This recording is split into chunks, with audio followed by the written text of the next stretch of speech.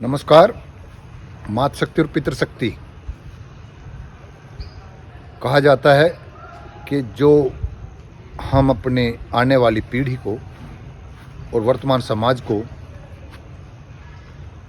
जो बोलते हैं, जो लिखते हैं, जो अनुशासन सिखाते हैं, सिद्धांत बताते हैं, उनको बताने वाले परिवार के हों, समाज के हों, किसी भी व्यवस्था के मुखिया हों और उनके सहभागी अगर लिखे और बोले और कहे सिद्धांतों पर आचरण ना करते हों तो वो परिवार, वो समाज, वो देश, वो व्यवस्था अच्छी हो नहीं सकती। यही कारण है कि इस भारतवर्ष के कम से कम 2000 साल, 2500 साल पुराना इतिहास में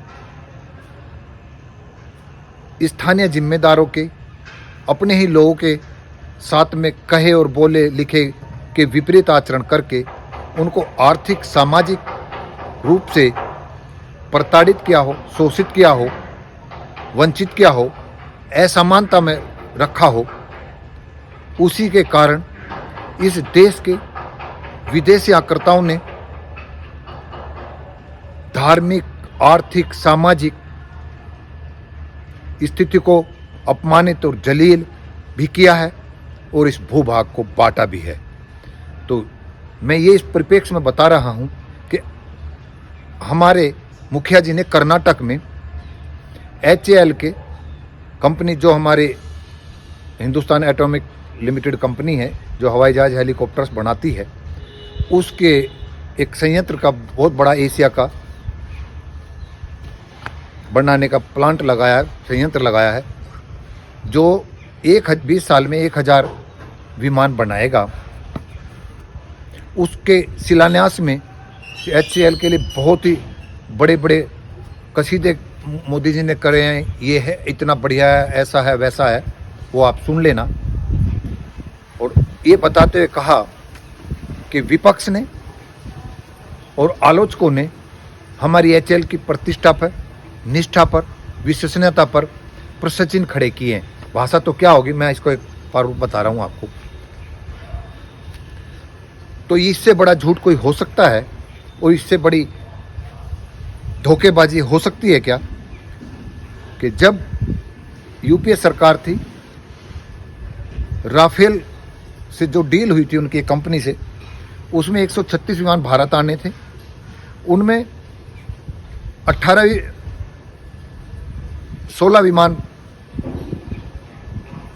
विमान आने थे बिल्कुल निर्मित भारत में सीधे। बाकी 118 भारत में निर्माण करना था, HAL के साथ में उसको यहाँ पर उस प्लांट को चला करके बाकी विमान यहाँ देने थे। तात्पर्य ये था कि हमारी यूपीए सरकार ने उस समय HAL को उसका पार्टनर बनाया था ताकि वो तकनीक और वो सब सीख करके हम आगे भविष्य में कुछ अच्छा स्वावलंबी होकर कर सके। लेकिन उस सरकार के जाने के बाद रेट भी उसके बहुत सस्ते थे।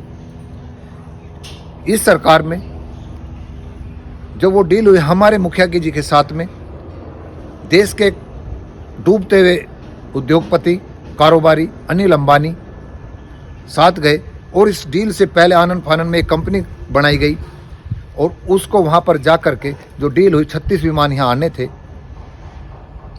उनकी कीमत भी कितनी है सब मालूम है, वो भी आजकल दबा हुआ है।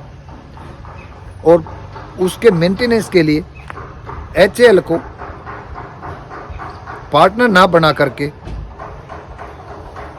अनिल अंबानी को वो डील दी गई। यानी कि जो जितने के हम विमान उनसे खरीदेंगे उसमें से 21,000 करोड़ रुपया वो भारत में लगाएंगे और उसमें मेंटेनेंस या अन्य और निर्मित करने की जो भी कुछ उसमें होगा वो अनिल अंबानी जी करेंगे, जो इस क्षेत्र का क्या खैगे नहीं जानते थे।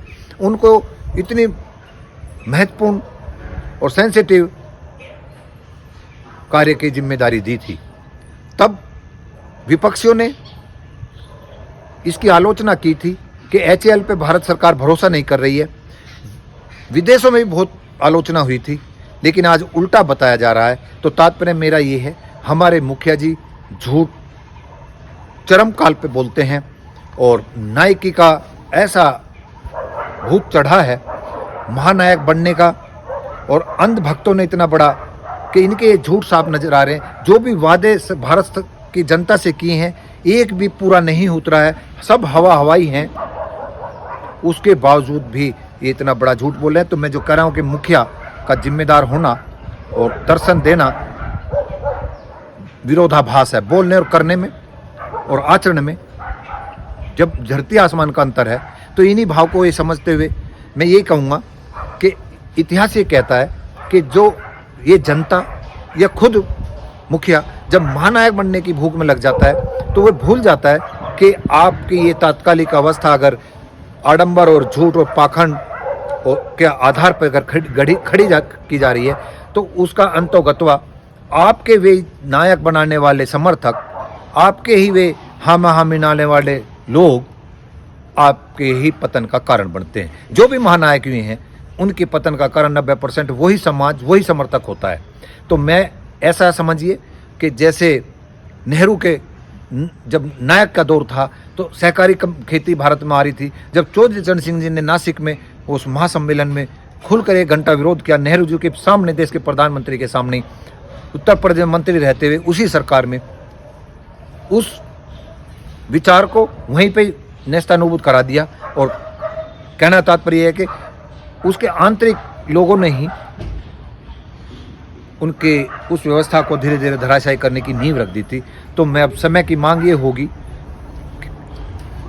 जैसे राजीव गांधी के भी वीपी सिंह जी ने बोफोर्स घोटाला करके उनका भी साम्राज्य का नायकी का नशा उतार दिया था, इस सरकार में अभी घुटन है, विपक्ष दिशाहीन है।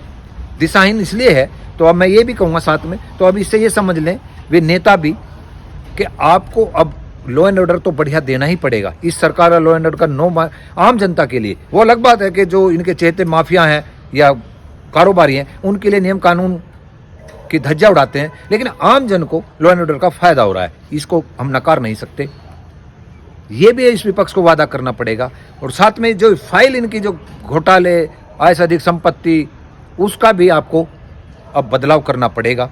तो जो होता है वो ठीक ही होता है। इस सरकार से 2 चीज़ तो विपक्ष को सीखनी ही चाहिए कि अब आगे आप अपनी कमजोरी आर्थिक किसी को नहीं देंगे। जो सत्ता में बैठे हैं, जिनका दम घुट रहा है, हम सबको मालूम है कि कुछ ही लोगों का निर्णय पूरे देश पर चल रहा है, वे भी समय के इंतजार में हैं। लेकिन चौधरी चरण सिंह जैसे जनाधार वाले कोई शायद नेता भी इसमें नहीं है। समय का रुख देख करके मुझे लगता है कोई चौधरी चरण सिंह जैसा व्यक्तित्व जरूर इस सरकार में विद्रोह करेगा। नमस्कार।